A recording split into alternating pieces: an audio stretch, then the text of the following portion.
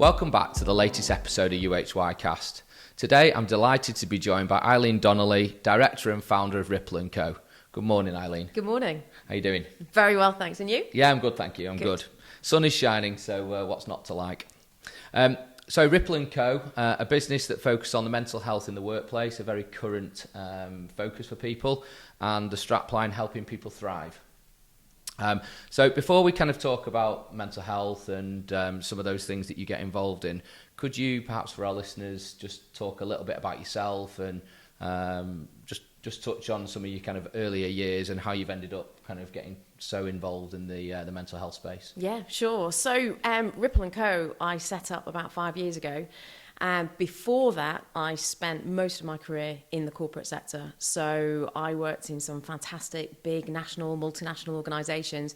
And my focus then was actually on environment, sustainability, corporate responsibility. So I was fortunate enough to, actually cut my teeth in Virgin, in the Virgin Group. So I was working across all of their myriad of different companies, which was fascinating, globally, so on all sorts of different issues and challenges, but opportunities as well around the environment. So I spent a good sort of 5 or 6 years there, had a fantastic time, worked with Richard Branson on a couple of projects as well, which was great. Actually with him? Yeah. I mean, you didn't meet him very often, but occasionally he'd come down from Necker Island for a couple of days. So I didn't go out to Necker Island to see him, unfortunately. So I spent a little bit of time with him. I brought my heads of sustainability together once from all the different companies, and we met at his house and had a meeting with him in his lounge. And yeah, he's a great guy, very personable and very ambitious around sustainability. So it was good to have him as our leader on that. But then I jumped. I've got this desire to just sort of spread impact as much as I can. So I jumped from the Virgin Group and I spent a few years at John Lewis Partnership. And then I got headhunted and ended up coming back up north to be a director of sustainability at PZ Cussons, which was really interesting, very different type of company for me. I'd never worked in emerging markets before. So I had the pleasure of going out to Africa and Nigeria, and Ghana, some very interesting times there, standing in palm oil plantations with farmers and doing stakeholder engagement out there. And then lastly at the Cooperative Bank, where I was head of values and ethics. And when you say sustainability, just give us a feel for what that kind of means in a corporate context. Yeah, I mean, I guess Virgin's a very typical company where sustainability can actually mean so many different things. So the approach I would take, certainly in the Virgin Group, was, we took a product story approach. So what's the story of your product? And what are the villains and the heroes therein? So what would you be proud of? What can we emphasize? But actually, what are some of the villains? So if you were to take PZ Cussons and their product story on some of their personal care products, some of them do contain palm oil. Palm oil is a fantastic product. It is a very high yielding product, oil. But some of the practices within which people will harvest that oil are not sustainable. So the deforestation of Borneo, for example. So you can get palm oil in a sustainable way. So it would then be about building the business case and the implementation process for ensuring that we source our palm oil. I'm still there, not. I still feel part of the family. It would all be about how do we encourage the farmers in Nigeria, for example, to go about the better practices of harvesting palm oil in a sustainable way, so it's there for generations to come. Right. Okay. So it can get quite geeky, but it can be anything from, Virgin's a good example. It can be anything from saving water in South Africa and heat loss from pool covers, all the way to I can remember a conversation with the CEO of Virgin Galactic, the spaceship, talking about fuel burn at 30,000 feet. Incredibly diverse, which was actually probably one of the most interesting and fascinating things about my role at Virgin. I would be having conversations on a massive variety of different subjects. Interesting. So moving from sustainability, put my teeth back in, you then obviously have moved into the world of mental health and wellbeing. How's that transition come about? So quite often I look at my career and I look in that rearview mirror and I see a connection. Albeit a bit of a dogleg, I do see a connection. So for me, the transition from subject-wise sustainability to mental health and well-being is quite clear in two ways. One, the corporate responsibility of the employer to look after their employees. You know, they are the bridge between strategy and execution of that strategy. Without fantastically thriving, optimum performance for employees, doesn't matter how good your strategy is. So that is their corporate responsibility. But then in terms of subject, we're really talking about self-sustainability. I'm sure we've all felt the impacts of, and continue to feel the impacts of the vulnerability, the volatile macro environment that we're subjected to, the cost of living being our latest one. Since COVID, we're all at the mercy of that, and that impacts us. How do we self-sustain financially, but also emotionally and spiritually, if that's the way you are? So for me, there is a very clear connection. How I personally did it was, very simply, for many people, when they make a career transition, it does come as a result of personal changes. And my husband and I adopted 2 girls. Wow. And I needed to be a more present mummy, very, very clear and simple. And I was tasked with, or I took on the task of pretty much rewriting the blueprint of motherhood for these girls. And we're still doing it. It's quite hard. It's challenging. But I just knew that I couldn't have a very challenging senior corporate career.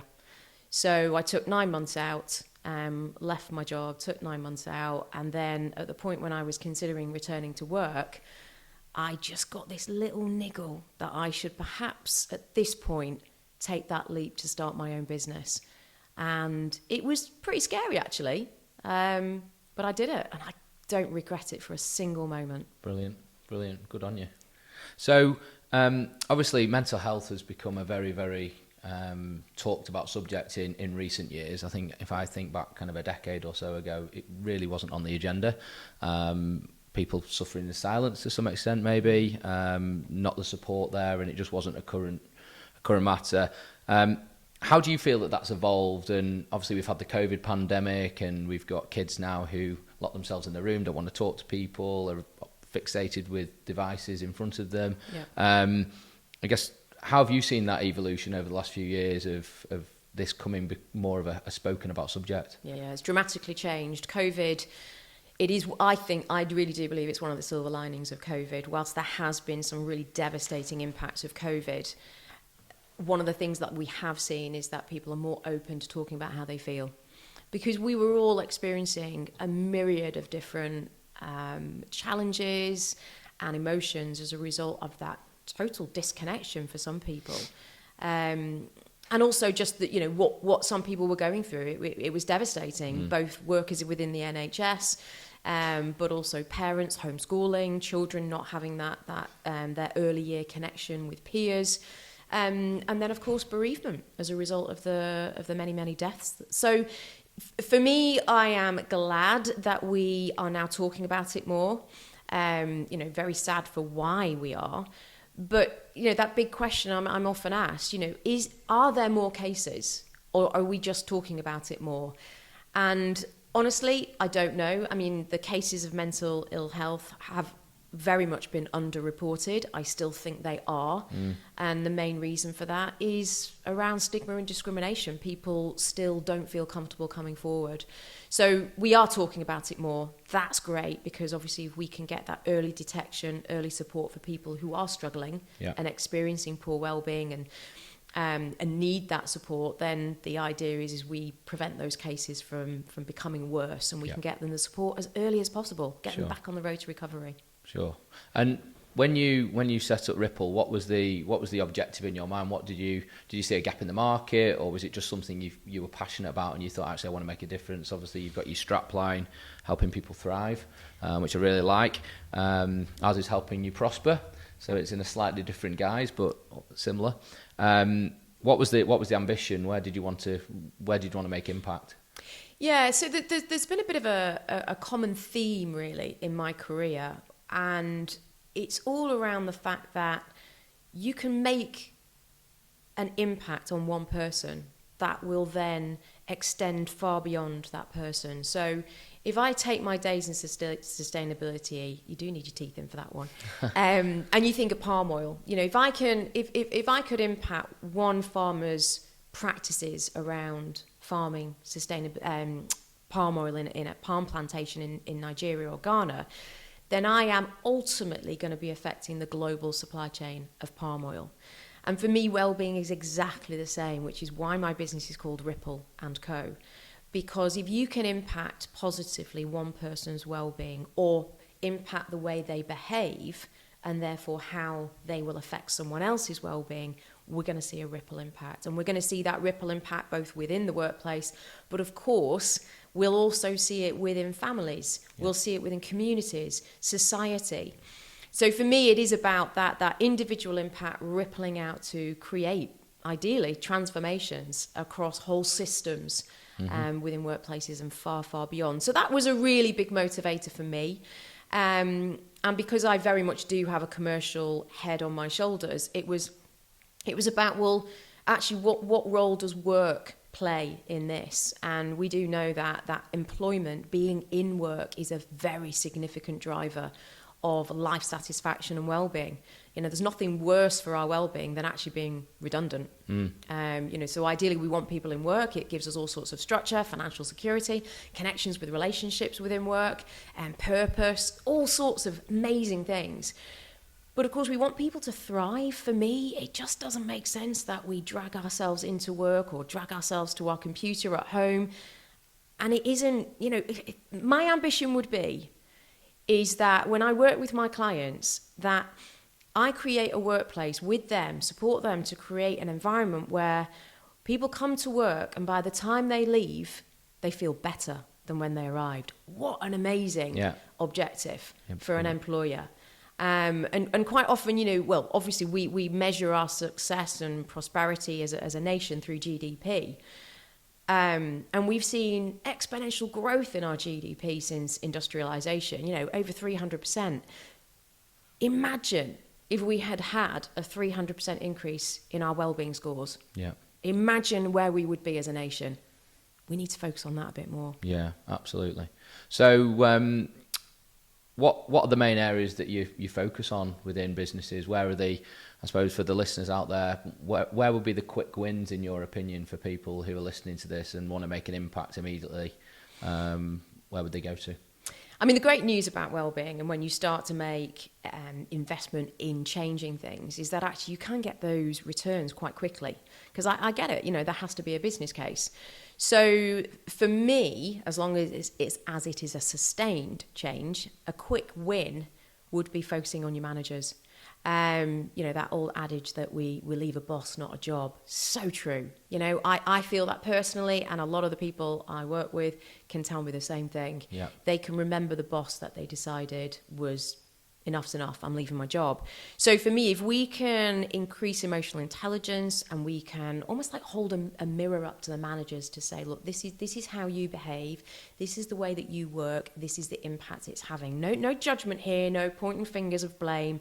It's just having an awareness of the impact that you can have both negatively and positively as a manager.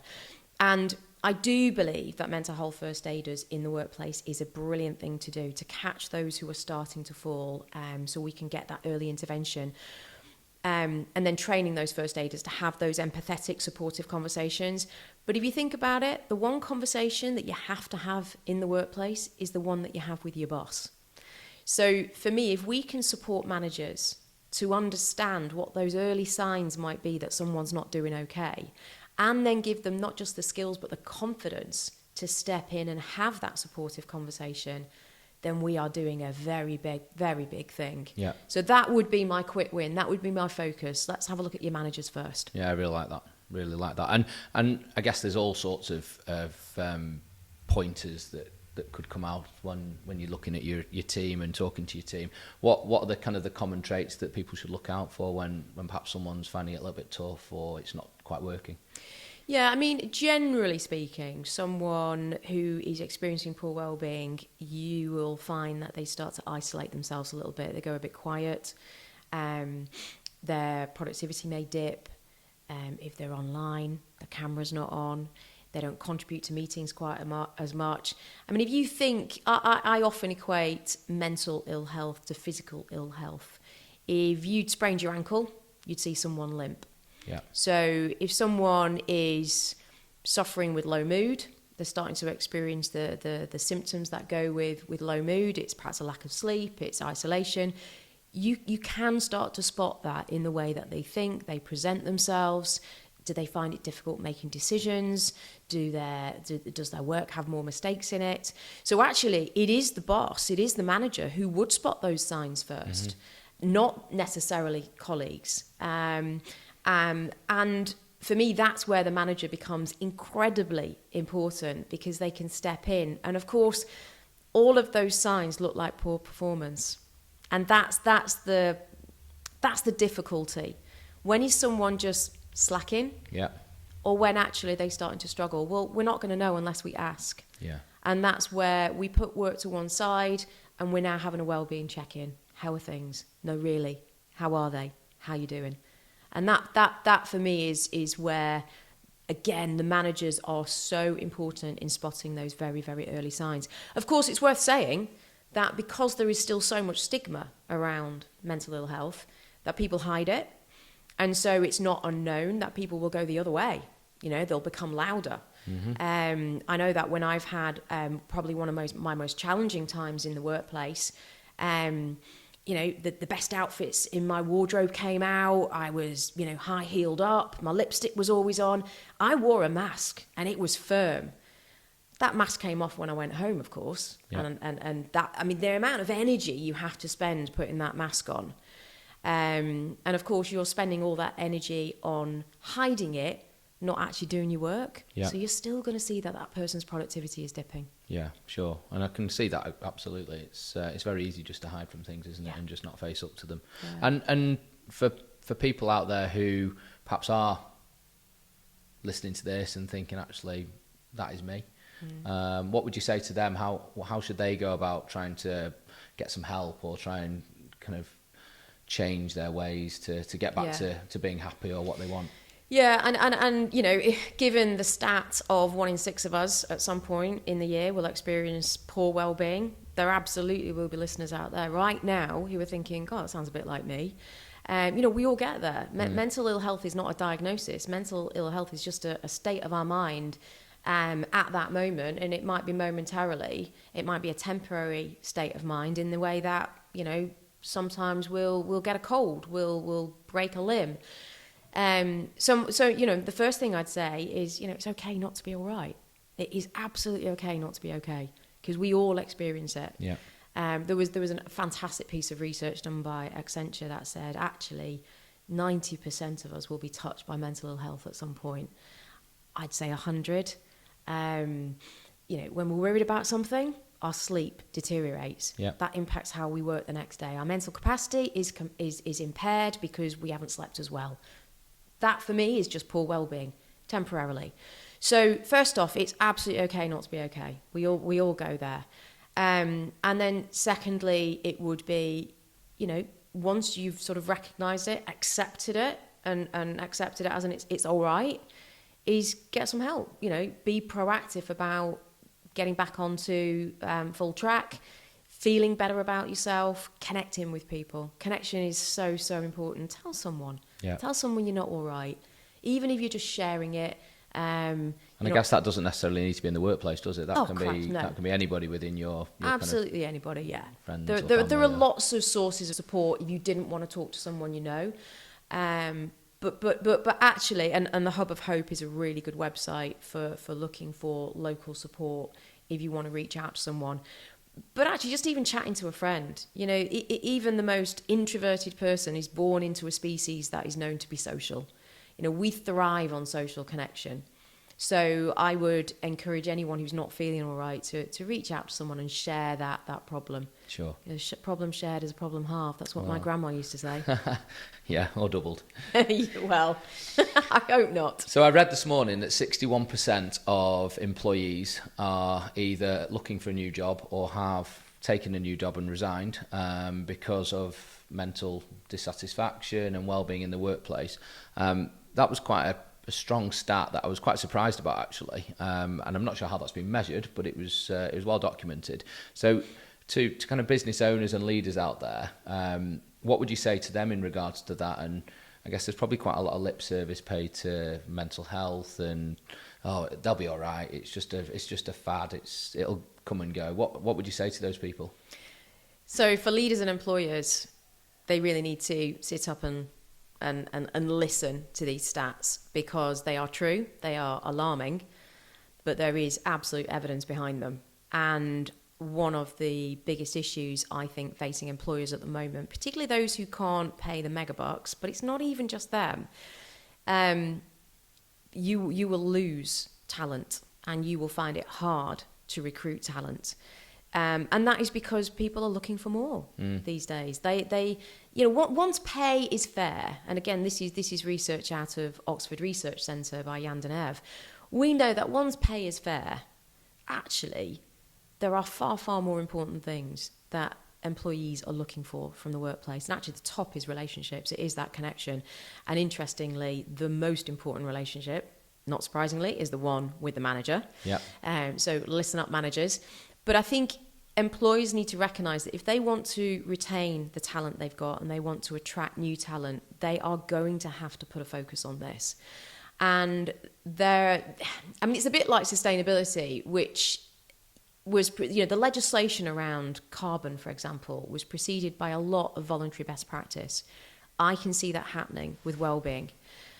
Direct parallels with the world of sustainability that I was so familiar with. And one of those measurements, those best practice voluntary standards, is a massive collaboration between the Oxford Research Centre and Indeed.com. Right, okay. If you go onto Indeed.com, there's a lot of companies on there that now have a wellbeing score that they have had no input into. Their employees have done it. Yeah. So you're starting to see a transparency coming that employers cannot avoid. And it will stop people applying for jobs. In fact, that's the evidence that they are bringing out of Oxford now, that it will have an impact on how people view those companies, to the point of not necessarily applying for jobs there. So the employers need to put a best foot forward on this and proactively address it. Yeah. Otherwise, I think they will struggle. They will struggle with their employees and their talent. Yeah, and I think we've actually seen that in our business. So we're starting to get asked more and more, and when we're interviewing people and inviting people to come and kind of look at joining, what are your values, what is your wellbeing process, and we had someone in doing massages the other day and fruit of the week or whatever it might be. And yeah. All these little things actually do mean a lot to people, and I think lip service is given to it far too often. Yeah. And it is massively important. So I completely get what you say. So just looking at Ripple then, and Co, should I say, what kind of businesses are you working with, and what impacts are you having? Can you give us some ideas of where you've got to with some of these relationships? Yeah, I guess because my old stomping ground was large corporates, I've naturally targeted them. I recognise the culture, the context within which a lot of our work will be deployed, and I understand the challenges, having been a director in a FTSE 250 global business. So we tend to work with large nationals. We have got a smattering of much smaller clients, but we tend to work with the large corporates and the multinationals. I've got a fantastic team of associate trainers with lots of international experience, some with clinical experience, but all of them have corporate experience of some sort, so they know where this training, servicing, information is going to be utilised. Yeah.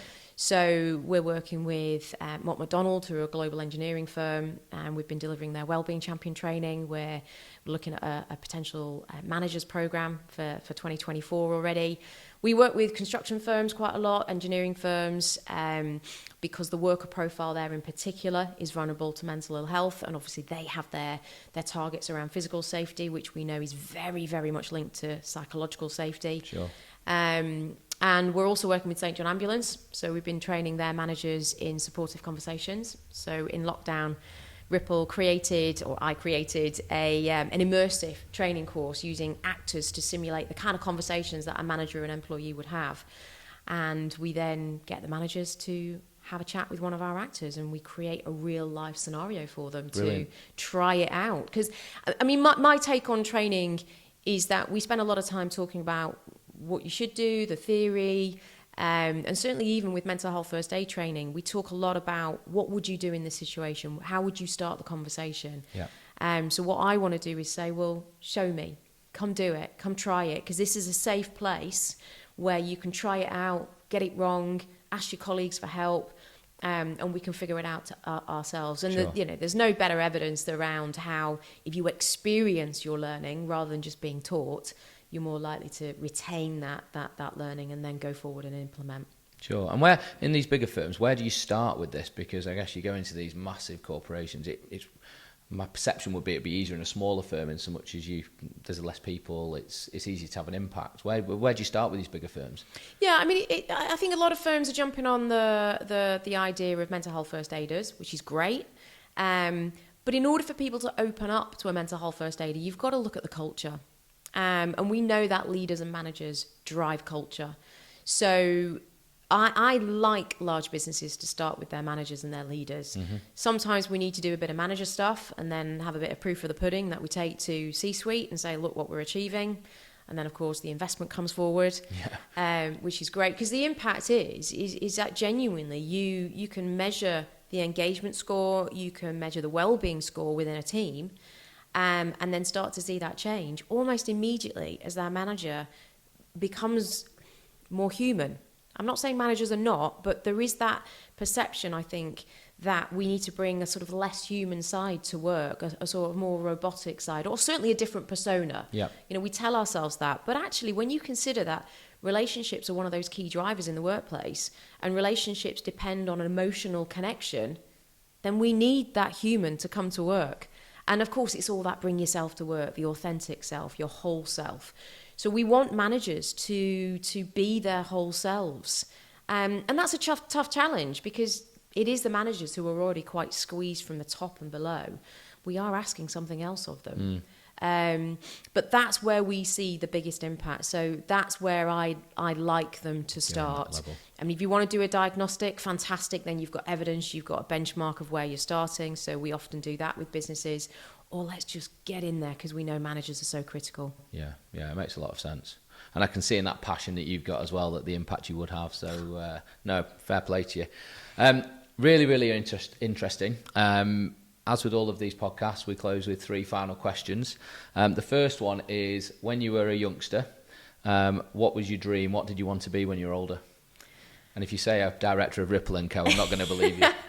I never in a million years thought I'd run my own business, but in a million years, I wouldn't choose anything else. I love it.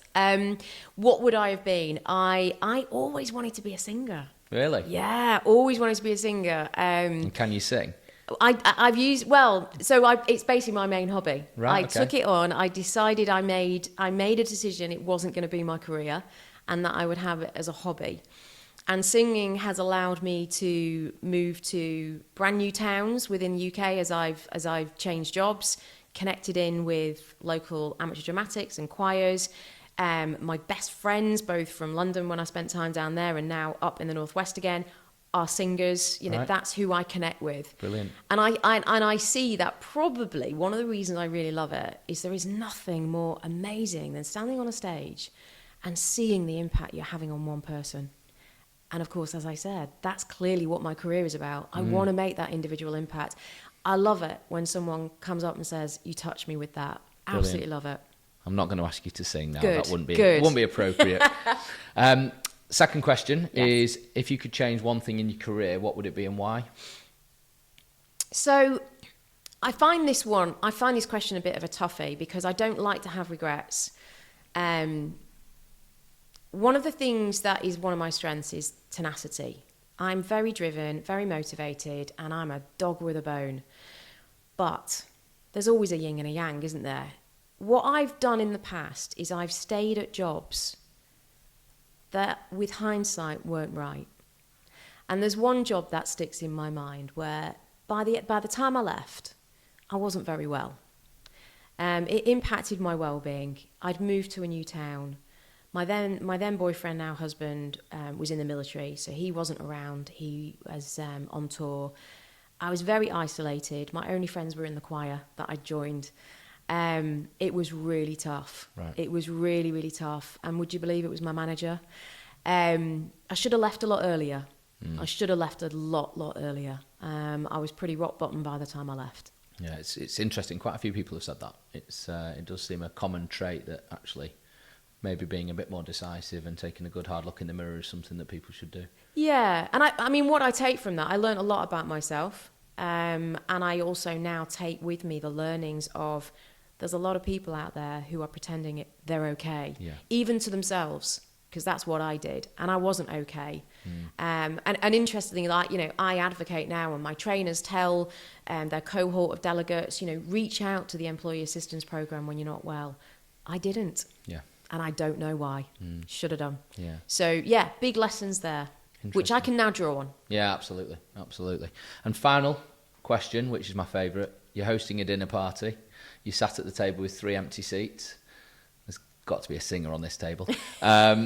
Who would you have from any kind of era and why as your 3 guests? Okay, so first off, I'm not cooking because I always totally overrate the cooking and I never end up sitting at the table eating it. So someone else is cooking, and you're right, there is a singer. She's actually more of a dancer, Ginger Rogers. So she was Fred Astaire's partner, and I like the fact that when I watch her dance, she's having a whale of a time. And certainly if I perform, I want to know that, and actually even if I do training, I want to know that my delegates are enjoying it. Yeah. So I love watching Ginger Rogers and Fred Astaire dance, but the thing I really love about Ginger is she said, I do everything that the man does, but I do it backwards and in high heels. And I think, rock on, Ginger. Nice. So that's my first one. Second one, totally different. And I don't know how he's going to get on with Ginger, but Charles Darwin. Okay. But I don't know what he's going to be like character-wise. So I went to the Galapagos when I did some travelling, and I was just fascinated. This is the teeny bit of geeky side of me. And fascinated by what Charles Darwin did and theorised on. But this is where I'm getting another character in. I sneakily want him to come across like Eric Morecambe. Okay. I don't know if that's possible, but we need a bit of humour on that table to match Ginger. So Charles Darwin, as long as his banter is a bit like Eric Morecambe. Who knows? Who knows? Third, you know what? I would really like to have my late stepfather there, because he was a self-made man. Okay. He doesn't know I started my own business. Oh. I'd love him to know. I would absolutely love him, because he told everyone he met that they should start their own business. Doesn't matter what they were like. And I would love him to know, and I'd like to ask him for his advice. Oh, brilliant. Yeah. I'm sure he's very, very proud. Thank you. Oh, that's very interesting. Well, thank you very much for your time. My pleasure. Really enjoyed it. Some really kind of interesting and hopefully some pointers that people can take away and actually implement in their own businesses. Good luck with Ripple. I'm sure it's going to be a huge success. Thank you. When you've had enough, you know where to come, and we'll help you sell it. Thank you. And to all our listeners, hope you've really enjoyed that UHY cast. Our future episodes will be coming up over the next couple of months as well. If you've liked what you've heard, please click the follow or subscribe button, and we look forward to seeing you at the next episode. Thank you.